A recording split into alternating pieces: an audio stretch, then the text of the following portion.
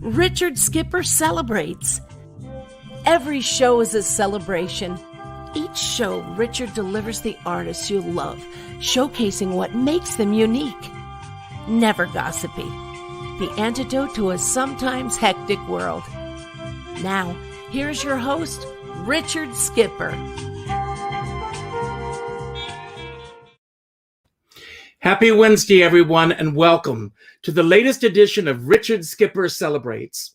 I am very excited about today's show because I get to sit down and chat with someone that I think of almost as an old friend, Stanley Livingston, who we all know as Chip from My Three Sons. I have said on more than one occasion that I am a product of 1960s and 70s television, but I remember my grandparents, Emmy and Getha Wallace Skipper, my dad's parents, getting their first color television set. And we would go to their house on Thursday nights and we would all sit around and we would watch My Three Sons. Stanley, first of all, I want to thank you so much for being here today. And before we delve into your past, I want to really look at where you are today. We are still, unfortunately, in the middle of a pandemic. And I want to know how you're doing, really, in the midst of this crazy world we're in. Well, I'm doing like everybody else, just holding up, It's definitely a different life these days, not seeing your friends, not seeing your family.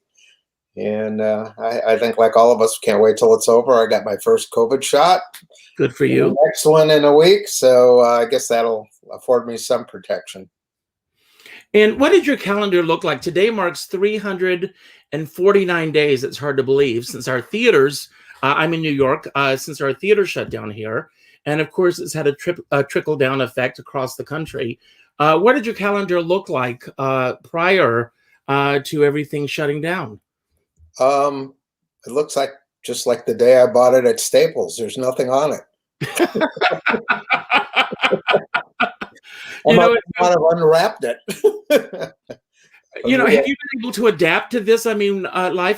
So many people have become very creative, finding other areas to be creative in their own homes. Are you one of those people, or have you resisted everything? Yeah, no. I've got I've always been a project-oriented person. So if I'm not working on a film or TV project, then I've got my projects at home. I'm a kind of a do-it-yourselfer kind of guy. I'm like, what was his name? Tim Allen on Home Improvement.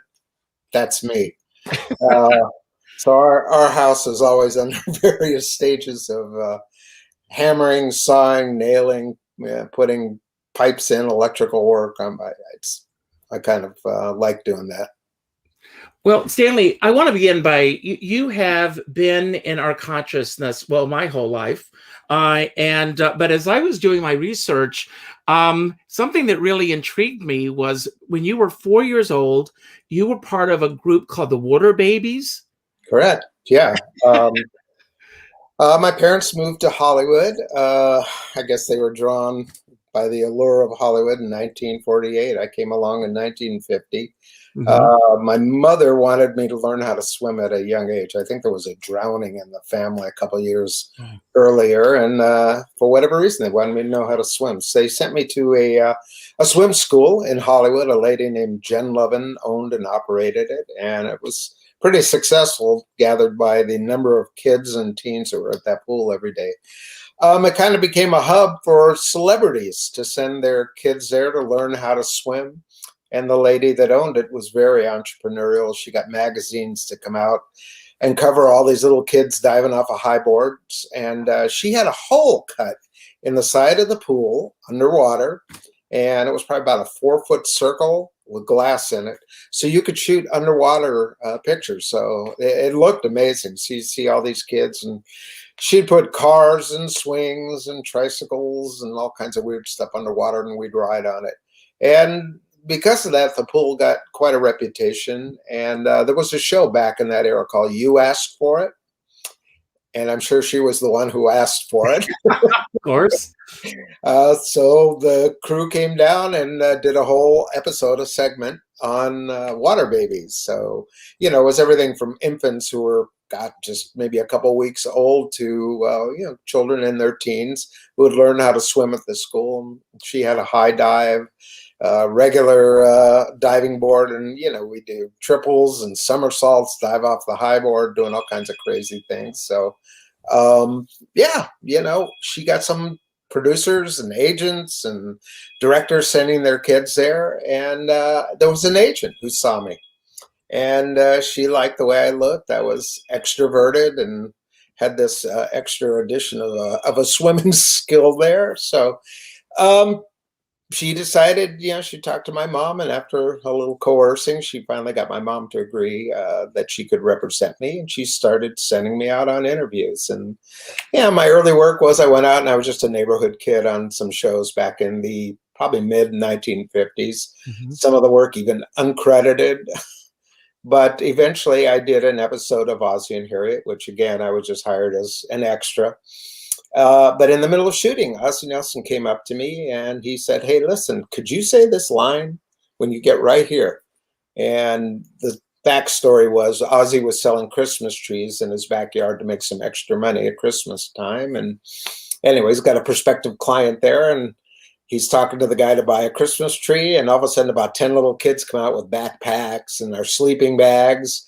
And my line was, right when I got on the spot, was, "Sure was mighty good camping in there, Mr. Nelson." And the rest is history. And he shot it again as a close-up, and I didn't know what it meant, but what it ended up meaning was he talked to my mother after and said, "Gee, I really like him, and can you leave your name and number with my secretary before you leave? And I want to have him come back." And it's an old Hollywood story. Everybody's going to have you come back and we'll see you again. And then they never do. Never hear from them again. Ozzie was a gentleman and true to his word. He had me back a couple months later, and I did another episode, then another one. And from about 1956 to 1960, I probably did 3, 4, 5 episodes for the Nelsons.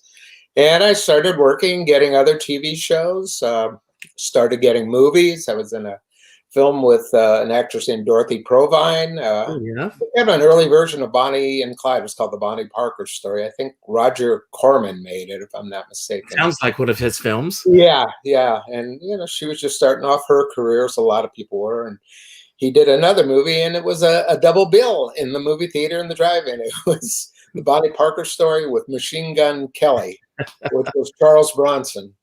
So anyway, I started doing films and a lot of TV shows. And well, I want to go back to your parents for a moment. You said that your parents came out to Hollywood with the allure of Hollywood. Can you tell us a little bit about your parents and where are they from originally? Yeah, my mom was from a small town in Pittsburgh. It was called Beaver Falls, Pennsylvania. If you blinked, you would have driven through it. It's about a block long. And she was raised on a farm there. And she had, I think it was 8 or 9 brothers and sisters. And when she was about 16, she said, "I've had it. I'm leaving." She took off for the big city. I guess the big city to her was Baltimore, and that's where she went. And she was kind of a wild child. And she applied and got a job at my grandfather's theater in the world of burlesque. She was a stripper. So my dad by then had been coerced to come back from New York, where he was attending NYU to become a psychiatrist. And, you heard the sob story. Your dad needs help. Your mom needs help. Everybody's sick. Come back and help. So he came back, and thank God for that, or I wouldn't be here. So he's got a load of my mom, and the rest is history. They kind of stuck it out with the theater till about 1947, and they decided they were moving to California. So was your mom pursuing a career in the business herself out in California?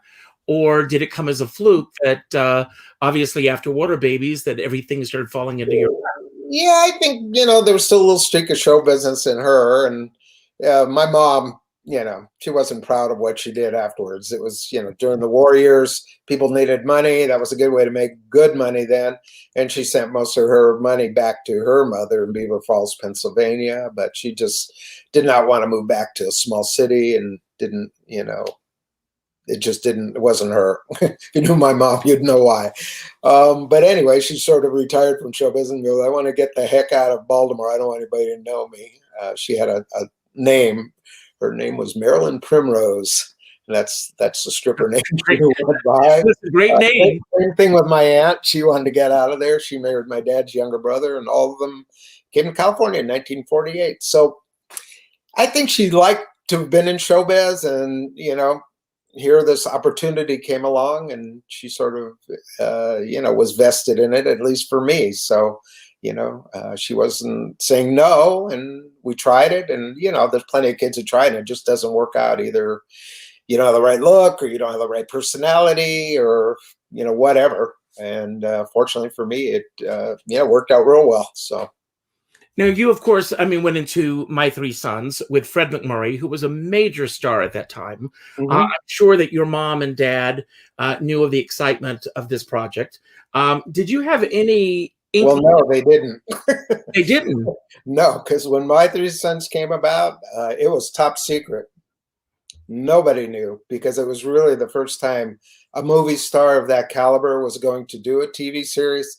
Most of the people that came to TV, their careers had maybe subsided a little bit, and here was this other opportunity in the small box in your living room called TV. But to get a guy who was at the height of his career, he was just coming off The Apartment, The Shaggy Dog, and The Absent-Minded Professor, and a couple of years before that, The Caine Mutiny, and had made about 70 movies, and probably was for years the top, highest paid actor in Hollywood. But he had his reasons. That's how that came about. He and his wife June adopted twins.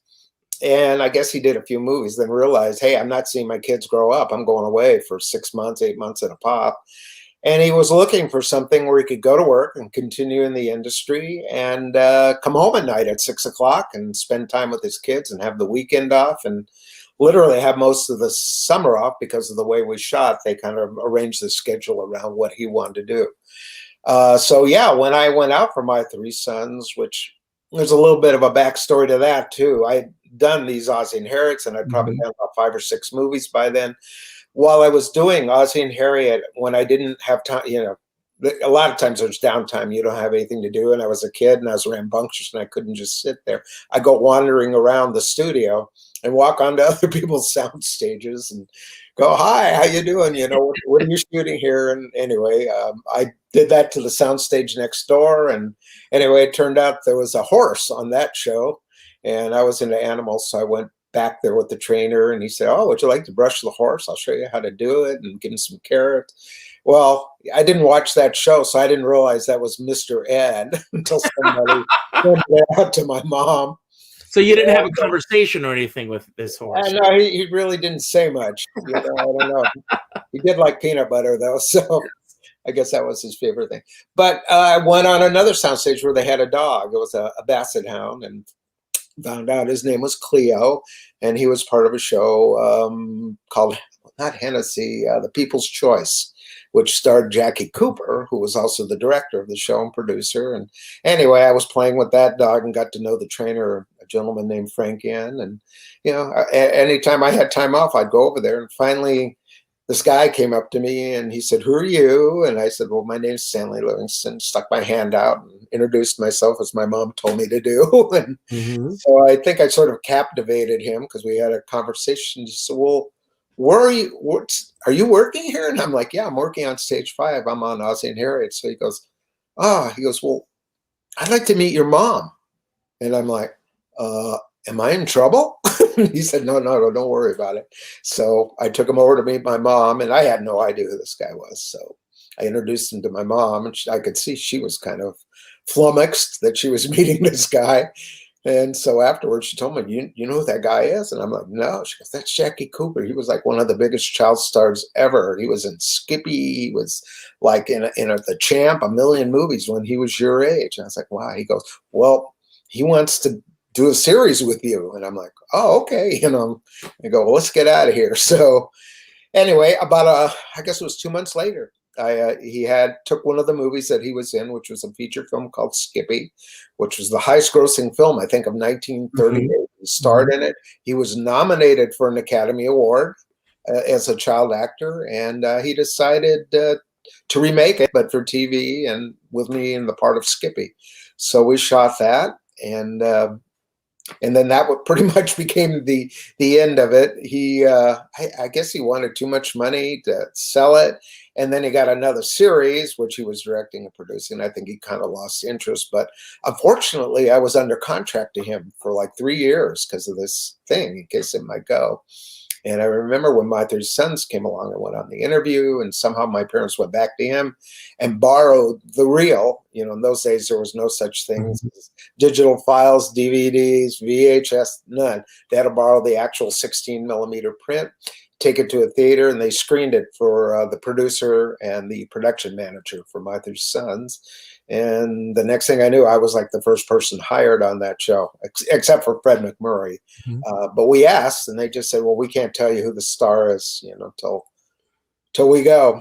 So anyway, that's how I got My 3 Sons. Without Jackie Cooper, I owe my And career to interestingly him. enough, you and Fred MacMurray were the only two that remained with the series through the entire run of the series. Yes, that's how it ultimately turned out.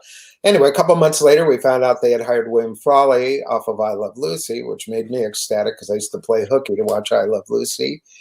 And then they hired Tim Considine, who had worked with, that guy in the middle there is Tim Considine. And believe it or not, today is William Frawley's birthday. I discovered that in my research today. So happy birthday, Mr. Frawley.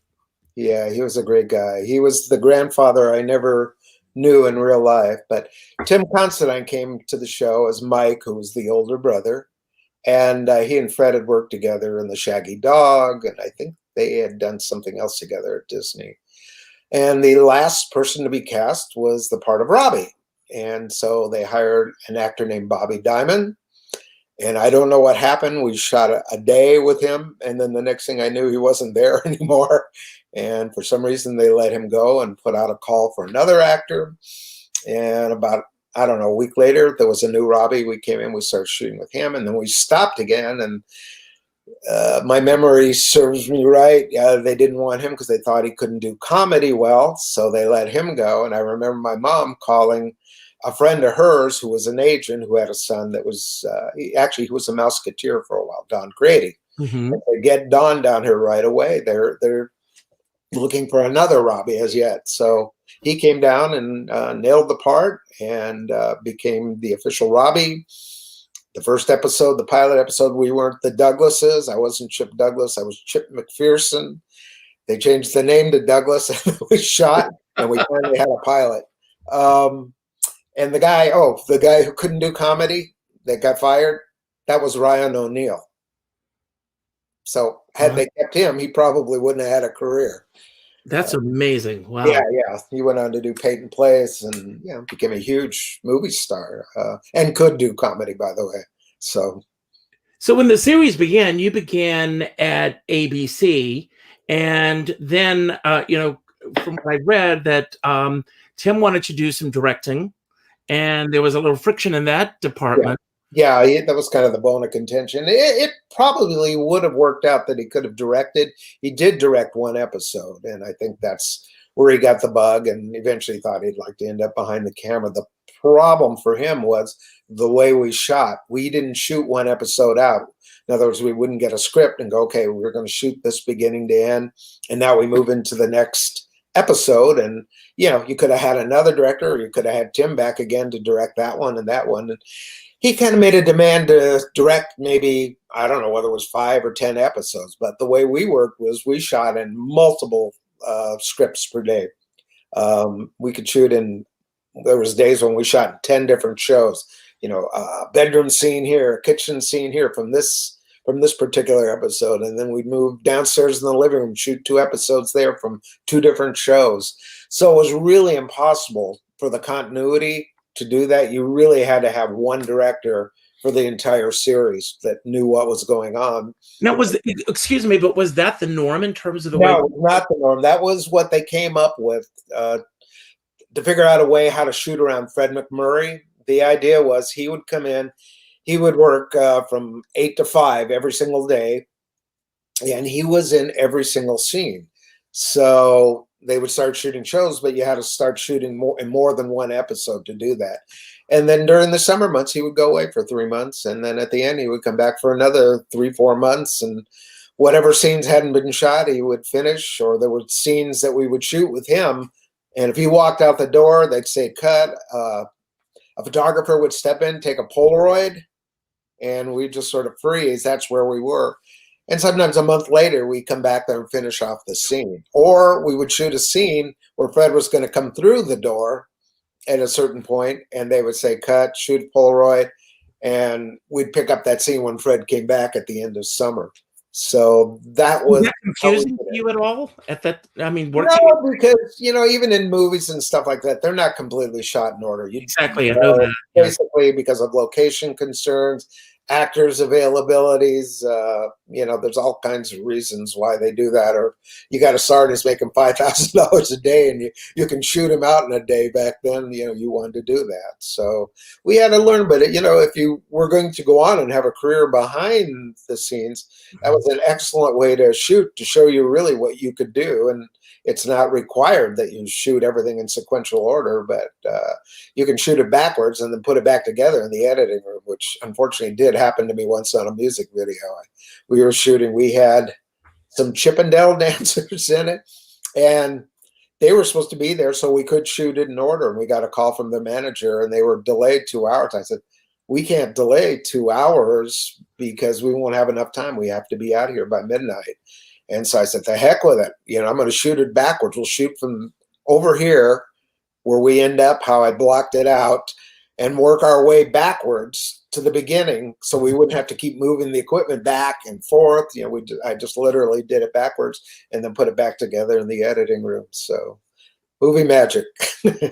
So after several years of being a successful show on ABC, the show moves to CBS. That's when I really became familiar with the series. Was there a shift in the way things were done that changed the dynamics when you moved over to CBS? Not really. We moved to a new set because it was on the CBS. Back then, what did they call it? CBS on Radford. Were you at Desilu before? Or we were at Desilu. That's where it was originally shot, which is the old RKO studios. And then we moved to Cinema Center. That's what it was called in those days. And that's where CBS shot a lot of TV movies and their feature films. But they started doing actual series there. And that was the old Republic 4-star studio. So, it had a real history, the studio a lot. But yeah, we had a different house there, and it was outside. And the house on My Three Sons was off the lot in the early years. It was on a street called, I think it was like 5th Street or something, towards downtown LA. And occasionally we'd go there and we'd shoot for whatever reason. But they also had a duplicate of the same house on the soundstage, which, when I think about it, didn't really look that much like it. I don't know how, it's like one time you'd see this house, the next time you see that house, but it's the same house. What the heck? But there was a house that was built. In fact, funny, I was watching a film noir. I think it was Rhonda Fleming or something about 2 years ago. I was up late and I was just watching all these old film noir. And I'm looking when they kept going into the house, and finally I had my son's house. This was like 1945 or something, but it was the same house. It was painted slightly different color, but I had my iPhone, pulled it up and looked at it. Same shrubbery, but it was a little bit smaller. But it was the house. So it had been around, and for whatever reason, that was the house they assigned to us to use for the exterior of My Three Sons in the later years, the last 5 years, when we moved over to Cinema Center, which was great for me personally because we lived right by that. I literally lived like 3 miles from the studio, where when it was at Desilu, we lived in the San Fernando Valley Studio City then, and we'd have to get in, and to go 5 miles on the freeway, even in those days, took an hour, to get to studio from Studio City. Great. I read somewhere where you said, obviously, that Fred MacMurray was a mentor to you. What were some of the life lessons that you learned from him, both professionally and personally, that you've carried through? I kind of came to that conclusion later. It's not like, when I was working with him, oh, this guy's my mentor. I'm going to basically suck everything I can from acting guys and how he handles himself. No, it just became, in retrospect, looking, and my memories of how he handled himself on a set. It's just like almost anything in life. When it's going well, there's no friction, no problems. But, occasionally something would come up. And, I've been on sets when something came up and people would throw things and have tantrums and start screaming. And or the whole thing just like shuts down and people don't show up for work at 8 o'clock in the morning. They mosey on in at 10 o'clock, delaying the process. But it just, he had a work ethic, and I just thought the way he handled himself when there was a problem that he didn't want to let get by. He was very soft-spoken, and he would talk to this assistant director or the director, and they would call the upper management, and the producer would come down, occasionally the executive producer, and then followed by about 3 writers who could handle the problem, and we wait around till they got it rewritten, and we'd have to learn it all over. He was really a stickler for that. It's not like he came in and, just whatever, and we did the scene. I mean, he was, if it didn't make sense to him, he didn't want to do it. And that rarely happened, but it did happen enough times that, you would do it, where other people go, who writes this shit? It's like, well, over the course, they go crazy. The show ran for 12 years on 2 networks, and you went through various directors through the years. Were there any particular director that you gravitated towards the most? Yes. 3 in particular. The first one, a gentleman named Peter Tewksbury, who came to My Three Sons actually from Father Knows Best. And he was another stickler for perfection, which was great for us, the actors. Horrible for the production manager, because it meant he was going to shoot it over and over and over again until he got it right, and which meant he was using a lot of film. And he was also involved in the editing, and I believe the first year he was also one of the producers. And I became very friendly with the guy who was the production manager. He was billed as the production manager. Really, he was the producer of our show, the nuts and bolts producer. He wasn't like an executive producer who would, come in and look around and go, okay, everything's great. I'm going to go take a 4-hour lunch right now. His name was John Stevens, and he was my, if you want to say mentor, he really was my mentor. I like the way he handled everything. And if there was problems on or off the set, he was, he had to wrangle all those problems. So yeah, where was I going with that? I don't know. The directors, you said they were. Oh yeah, getting back to the directors. Well, Peter Tewksbury, like I said, he was a perfectionist, and he, almost every scene, especially if there was some emotion involved, that would, especially me, would take me aside and we'd rehearse it, and he would, talk to me about the backstory or how I got to that point, real crafty stuff. And meanwhile, I'm 8 and I'm like, you find you don't realize you're learning that stuff, even though you're sort of, you think about it later and go, wow, what that guy was telling me is how you get there as an actor. And in those early days, especially the first year, God knows how many crying scenes I had. And I had to cry, so it couldn't be fake. So I just thought he was the greatest. And anyway, he didn't come back for season 2.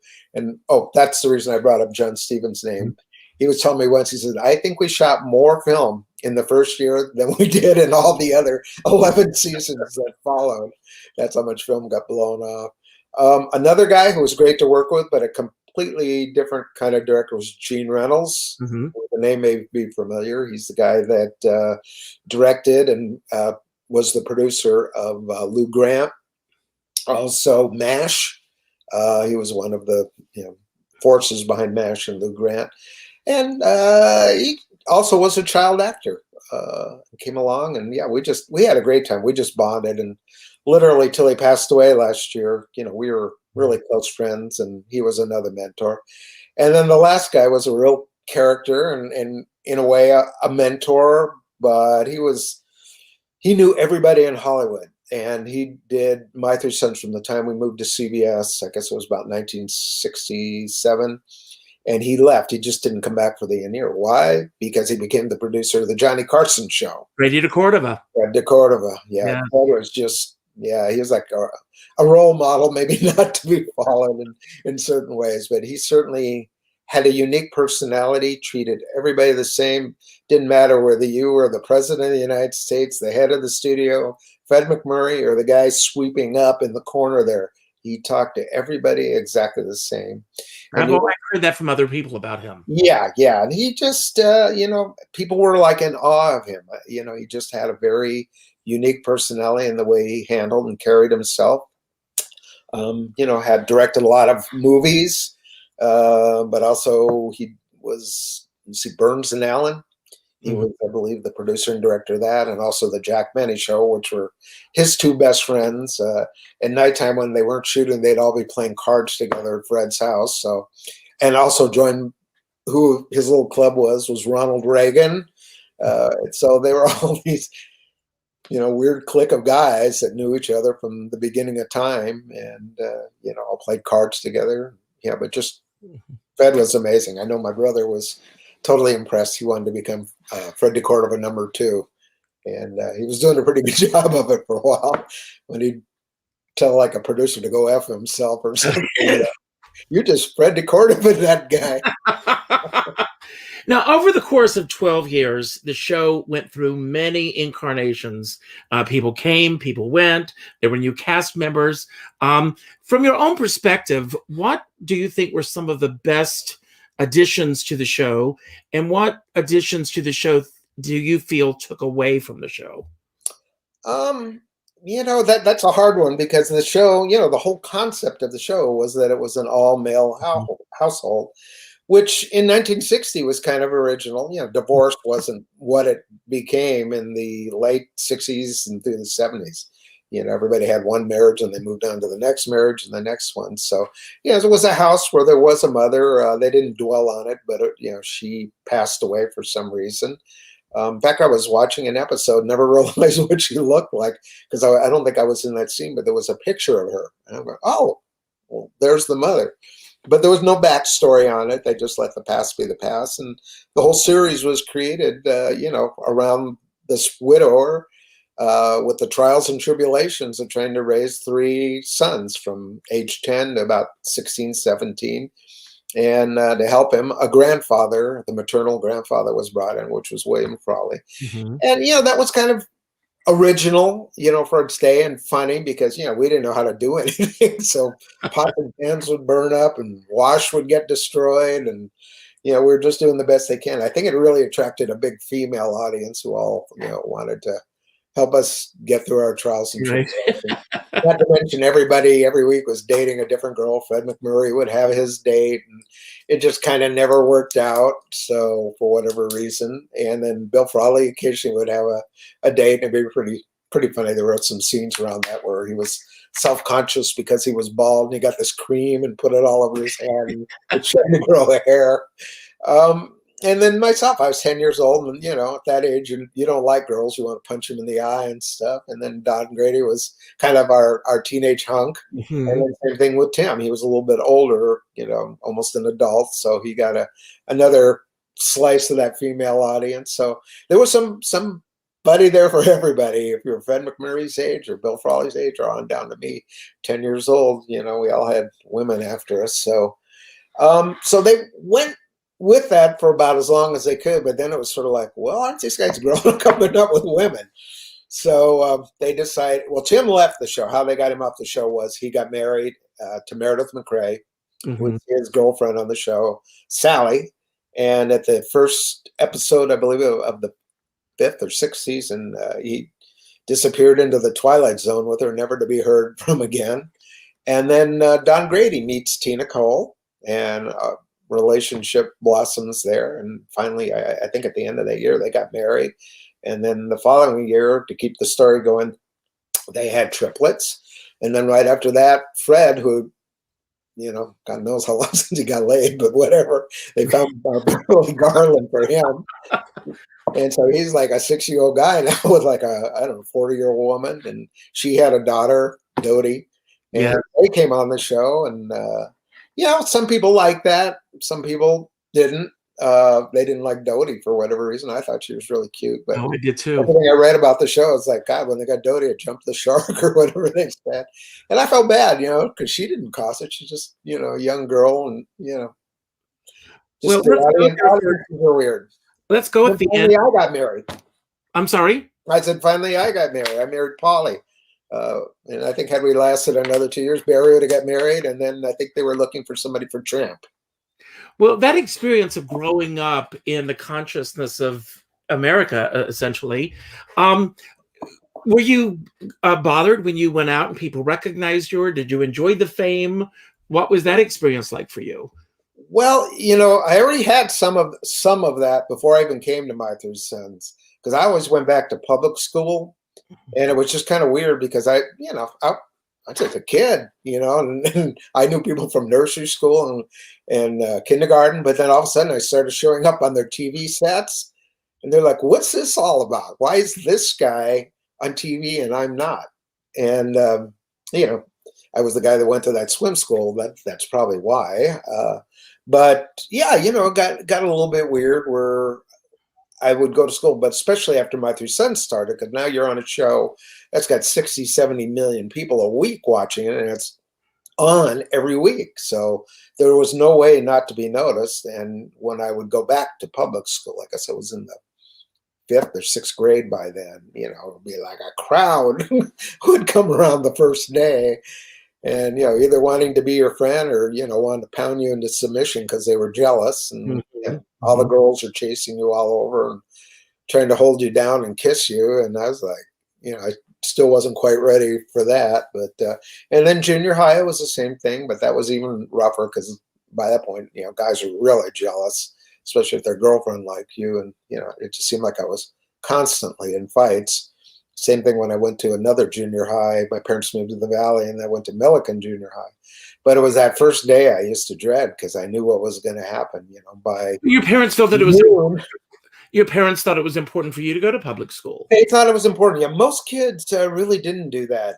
Most of the kids that were on TV shows, there was a place in Hollywood called Hollywood Professional School, and most of the children or teenagers that were on various TV shows went there. And my parents talked about that for a while, and I think I was for that because, I was the guy bearing the brunt when I would go back to public school and knew what I was going to be facing for weeks at a time until it kind of, cooled off because people finally got used to you, and the guys that were really your friends were your friends, and the ones who wanted to kill you were still trying to kill you. But, yeah, I wanted to do that. But, I think I credit my parents. That was really a better idea. They said, "No, we don't want you to do that because you're just going to be around actors. We don't want you to get a big head." And they're probably right. You don't want to get a big head. And we're going to send you to public school, and you're just going to have to deal with it. Deal with the kids, deal with the teachers, because that's real life. And you know what? When this is over, that's where you're going to live. You're not going to live in this other school. That brings me to my next question. I mean, as you're going through this series, is this the career choice that you felt that you would continue into adulthood? You never thought of anything else as a career vocation? Not really. I mean, I liked artwork, and I always did that, but that came about because you had to do stuff that was quiet. So I came pretty proficient at painting, in all mediums, oil, watercolor, you name it, acrylic. I learned how to do that. But I didn't really think of that as a vocation either. I just thought of that as something to, pass the time. Of course, when I got to be, I guess about 13 and the Beatles hit, it was like I put my paintbrush here. I said, I need a guitar. And so like every other guy in America, went out and bought a guitar. I think my first guitar, though, was from a pawn shop. I didn't know any better. And I bought a classical guitar whose neck was about that wide, with steel strings about that high off the fret. So I had a lot of bloody fingers in the beginning, but learned how to play on it. And then I finally went and bought a Fender Mustang. Do you still play? No, I don't. My brother does. In fact, I gave my guitars to Barry finally. No, what happened for me really was I guess when I was about 17, I just thought, you know what, I want to do this, but I don't know if I want to be just an actor. And I started talking to the crew guys about the cameras, and film emulsions and lenses and parallax, and then the editors about why they were cutting it. So I really learned, all the back stuff, like how to budget shows, literally how to do the scheduling. You see strips to schedule everything at the strip board back then. So I learned everything behind it. And when I was 18, I formed a production company with a guy that I met at LACC, Los Angeles City College. I took some broadcasting classes there, a cinematography class, and I was hooked on that, and I thought, well, I think this is the way I want to go. I'll do the acting stuff as long as stuff keeps coming up. But I was really intrigued with it, and then I just thought I'd like to be more in control of my career. I really had a hard time with agents, where it's like I'm ready to go on an interview, and I used to sit there and go like this to the phone, willing it to ring, and that I would have an interview and go meet some casting guy. And sometimes that worked. Most of the time it didn't, but it just felt out of control to me that you're waiting on other people. And I've just always been the sort of person that there's something to do, I'm the guy to pick it up and let's get going right now. Right now, I don't want to wait. So unfortunately, I had that streak in me. And, so with the production company, started doing, commercials, industrials, whatever we could get to shoot and edit. And I figured, you learn how to do that stuff. And then, over the decades, you watch it all change from film to well, actually there was linear editing originally, CMX machines, and then eventually non-linear machines, and then finally videotape becoming this big deal, especially when it became digital, that wow, this could replace film and would be a lot less expensive. They can just get the cameras better, and we're there. It's weird. Now, were agents trying to pigeonhole you at that time also? Yeah, that was my other big beef. I must have played a high school student at the time I was about 24, 25. I mean, granted, I looked young. I always wished I was Richard Dreyfuss. He looked like he was 50 when he was 18. Yeah, but for a career, it's better. It's better. You look like an adult. I always thought till I was 30, I would get stopped by police in Hollywood wanting to see my driver's license and see if I was old enough to drive, which that's kind of a drag. I'm going, wow, I'm going to be playing, a teenager my entire life. I've been in 12th grade now for about 12 years, so it's pretty weird. Yeah. Now, when, where, and how did you find out that the show would not be returning, and what was that experience like for you emotionally? Well, that was an annual thing, really. We never knew the show was coming back. From the first season on, when we finished shooting, we said goodbye to everybody, like it wasn't coming back. And literally until 2 weeks before they had a start date, we didn't know we were coming back. We usually get a telegram from William Paley at CBS going, welcome back to another season of My Three Sons. You guys are going to start shooting in 2 weeks, and we wish you another successful season. Well, that went on for 12 seasons. And then right about the time we should have been receiving that telegram, it's like, there's no telegram. Well, the decision had been made that it wasn't coming back. I think he didn't want to do it anymore, was one of the reasons. But the other was the show was actually doing really well in the ratings, but the FCC had come down with a mandate that year, the year prior to would have been our 13th season, that the networks could not own and exhibit a show. It was considered antitrust. It was like in the old days with film. Yes. You couldn't make it and show it. You were one or the other. And, we were a 12-year-old show.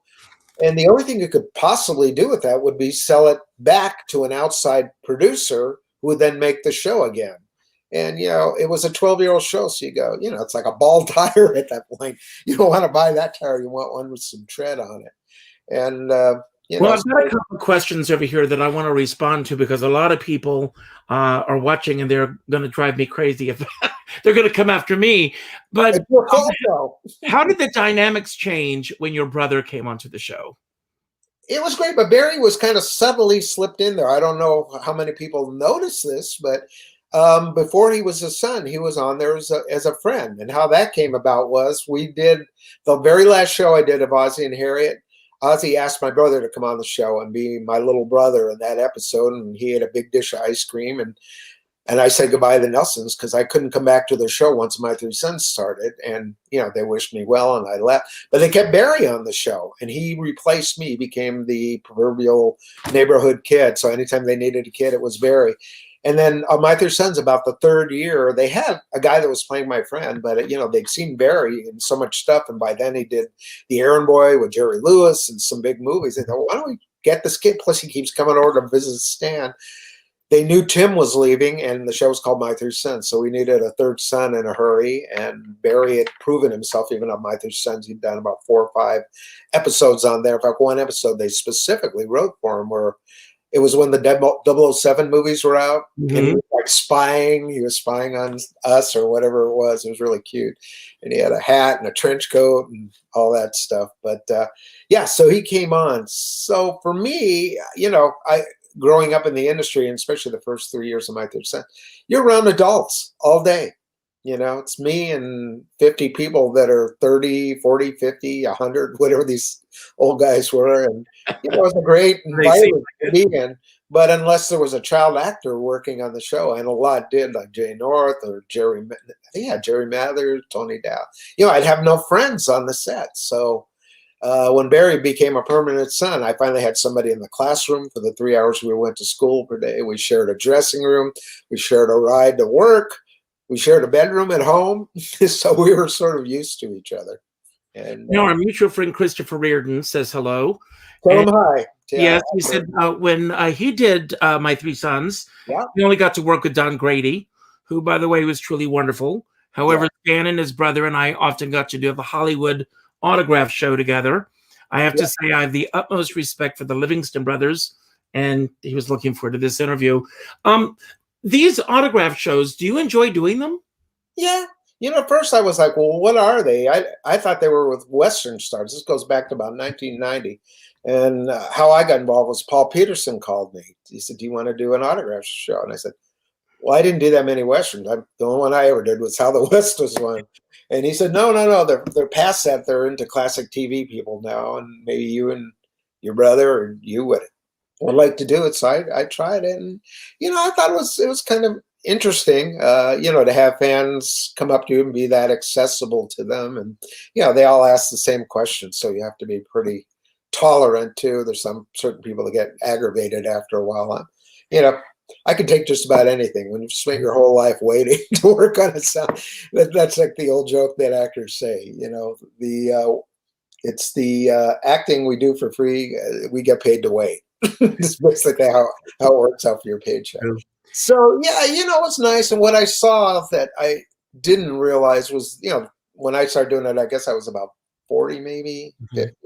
But there were a lot of older actors, and it seemed to be a way with dignity for them, to make some money if they weren't working as much. So I don't know whether the promoter was of that mind, but I just thought it was nice for him to provide venue for them to come there and to be honored and to be liked. And, people are really nice to you at the shows and admired your work or liked your work or your characters and all that. And then on top of it, you're making money. And, some people came in there who were stars on big TV shows like Don Knotts or Ernest Borgnine.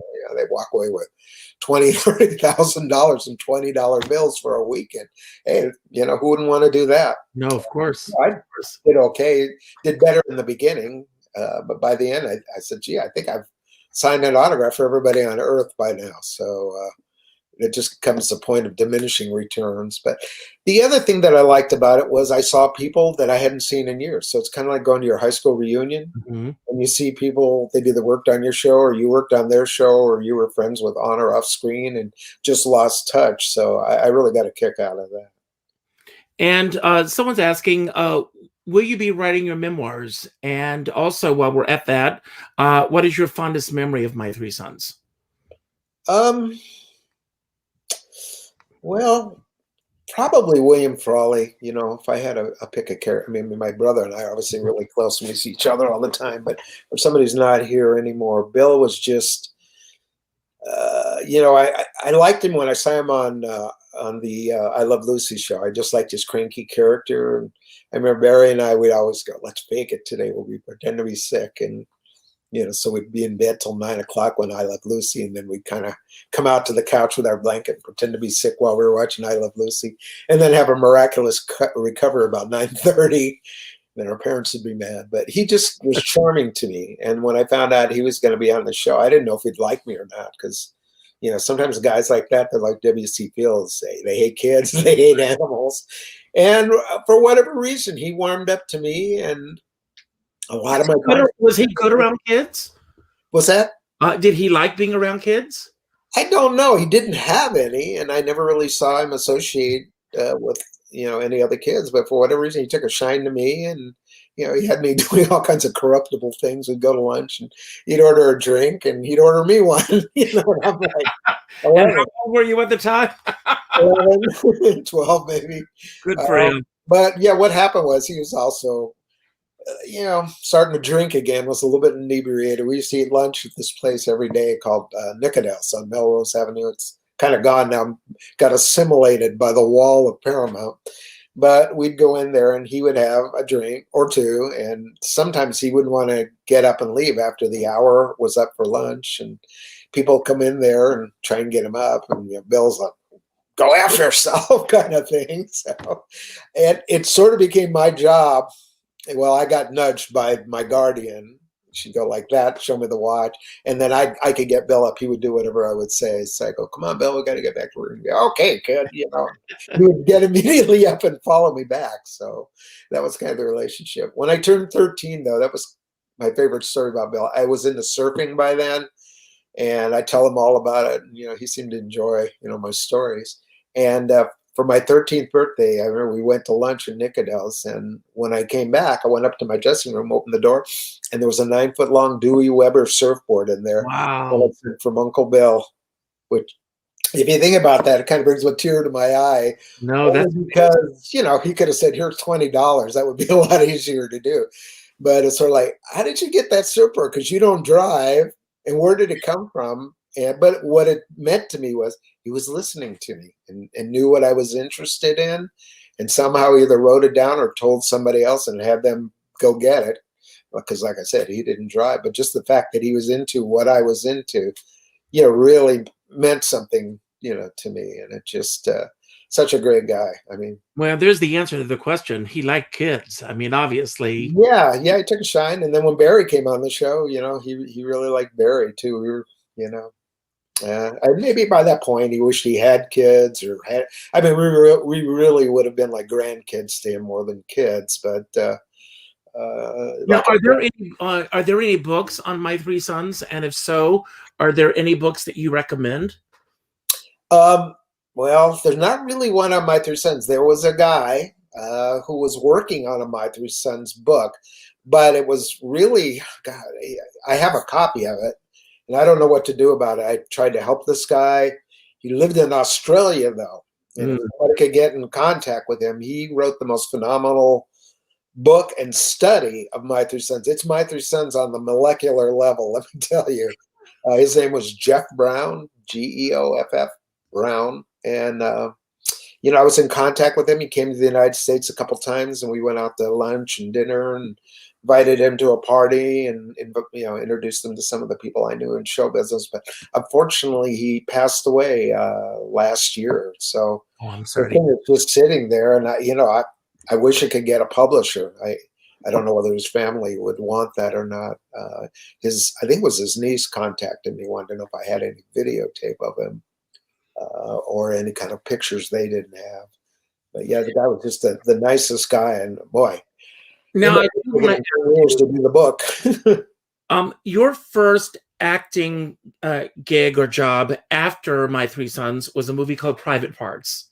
Was that a movie that you chose, or was this something that an agent brought to you? I was dying to work, to be honest. I went out on turned a couple movies down.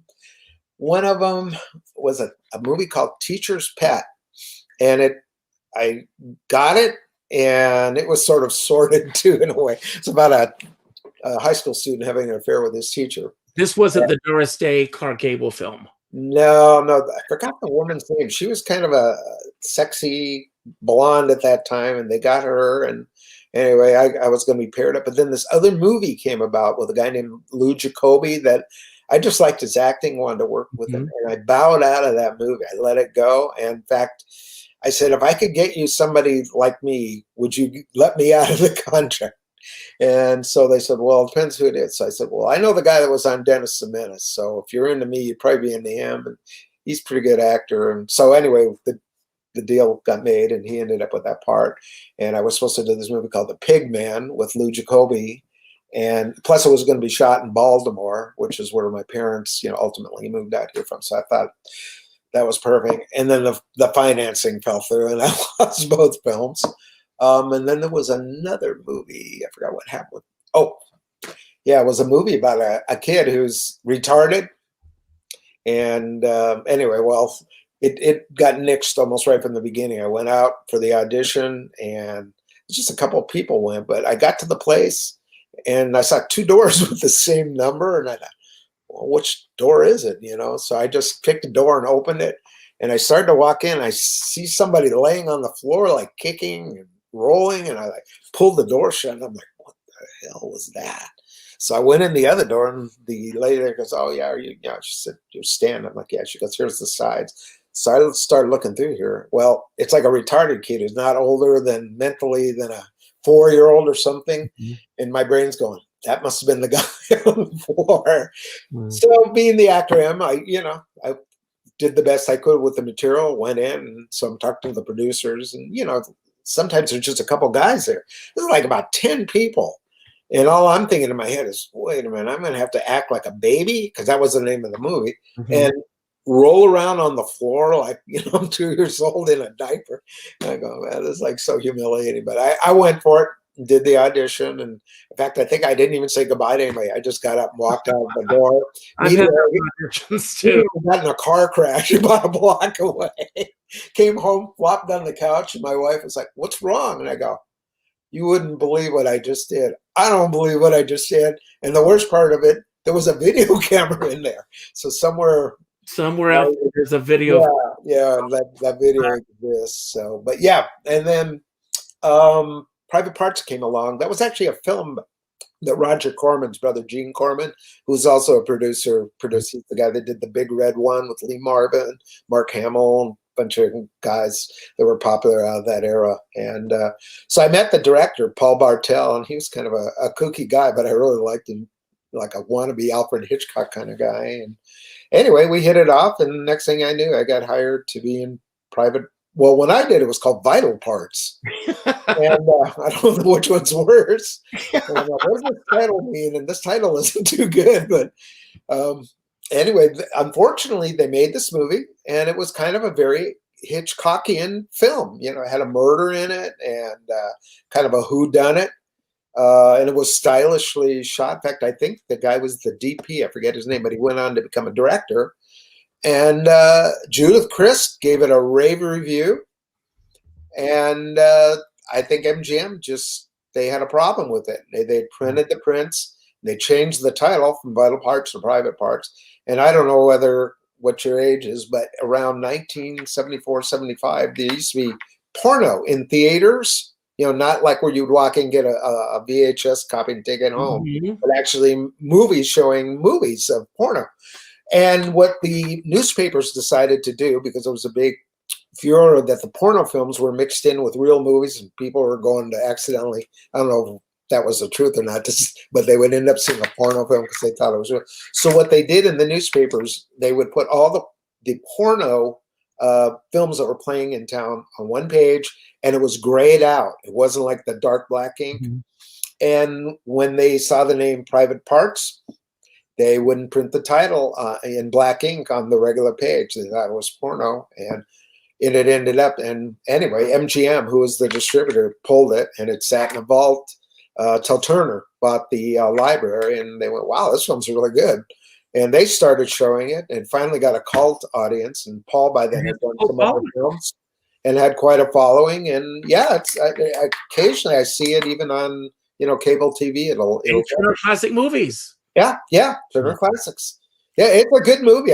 With just an unfortunate choice of the title, unless you're, what's his name, Howard. He did a film called the disc jockey, the shock jock. Howard Stern. Yeah, Howard Stern. He did a movie called Private Parts. Mm-hmm. And so when I would say it, I'd say, I didn't see you in that. I go, well, I wasn't in that. There's another one from 1974, 75 made by Paul Bartel. And then I had to tell the whole story. I go, if you rent it and see it, it's actually better than you would think it would be with the name of Private Parts. Had they named it something else, it might have got out there. Who would have known? It has the most unbelievable review from Judith Crist, who was pretty hard on everything. Yes, so that's true. He liked it. That says something. But unfortunately, I can't believe it, but we are at the end of our show. Oh, really? Enjoyed this with you today, so thank you so much. Thank you. But I do want to ask you before we do wrap everything up. We've enjoyed looking back, but what's next for you? Hopefully getting rid of pandemic. I had a couple projects in the pipeline last year. I had a TV pilot I was supposed to direct, and I bowed out of it. We had a start date, we had the money, and we bumped it for 2 months. Mm-hmm. I said, I think we should bump it, see where this thing's going. And then I tried to read as much I could about how the Guild was reacting to COVID. And, they, by then had come down with some guidelines, and I go, well, these are going to be like impossible, for us to do. But even worse, about this time, 2-3 months later, it was exploding, which is what I told my two partners. I go, they're saying it's going to, not be 2 or 3 people a day. It's going to be 1,000 people a day. And that's what it was. And I said, if we shoot this thing, we're doing exactly what they're saying not to do. We're bringing 30, 40 people together, going to lock them in a set, 16 hours a day for 2 or 3 days. That's what they're telling you not to do. So they wanted to push ahead, and I'm like, I don't want it. It's legal liability here. I checked, can't get COVID insurance. I'm out. So that went. And right now I've got another TV pilot I'm working on. And I'm hopefully as soon as I'm not going anywhere to this thing is Neither. I do not want to get the money and have to But I will say this, whenever you have anything you want to talk about, you've got a platform right here. Well, thank you. I appreciate that. And Thank you. Have to do this again. And who knows, maybe there'll be a part 2 to my life. There definitely is a part 2 to your life. Hurry up, though. I'm getting old, man. Oh, please. I'm right behind you. Yeah, you're spring chicken compared to me. Well, I want to thank everybody for being here today. Thank you, Stanley. If you enjoyed today's show, and I hope you did, whatever platform you're watching this on, whether it be YouTube or Facebook or any of the podcast platforms, please leave a comment wherever you are. That helps to boost this show in other markets. Or you can go to my website, richardskipper.com, put your thoughts about the show there. I want to let everyone know, if you're around tomorrow night at 8 o'clock, I'm sitting down with Tamara Jenkins. Do you know Tamara? I don't know. I think director. A friend of mine, Elaine, referred me to you. I think it was Elaine Ballas. Elaine Ballas. Yeah. We both love. I love her dearly. She's an old friend. So, and thank you, Elaine, for that. I also end every show by telling everyone to go out and do something nice for somebody else without expecting anything in return. Go to your Facebook friends list, and the 6th name that pops up, give that person a phone call. Not a text, not an email, not a private message. Pick up the phone and let them know what they mean to you. As my dear friend David Friedman says, we're all in this together, but we're not in the same boat. You never know what someone else is going through at this time. Reach out, reach out, reach out. And Stanley, I want to give you the final word. Anything that you want to expound upon that we talked about today, anything that we didn't talk about that you wish we had, or just any message that you want to put out to anyone who's watching right now. And again, thank you for all you've given. Well, for fans, I want to thank them for being fans all these years. We went on we did the pilot in 59, went on the air in 1960, and who knew 60 years later, going on 61 years, that the show would still be on. And that wouldn't happen without the fan base. And for people that are thinking they're coming in the show business, you got to have a dream, you got to do it. My suggestion also is to learn the business side of the business, not just the acting, because you need both. And you just have to persevere. You can't take no for an answer. And unfortunately, you'll hear a lot of no's. So if you're easily offended by this word, don't do it. But you just push right through it. That's all you can do. Everybody will tell you shouldn't do it. But if it's in your heart to do it, do it. Amen. Thank you, Stanley. Have a great evening. Bye. Thank you. Bye now.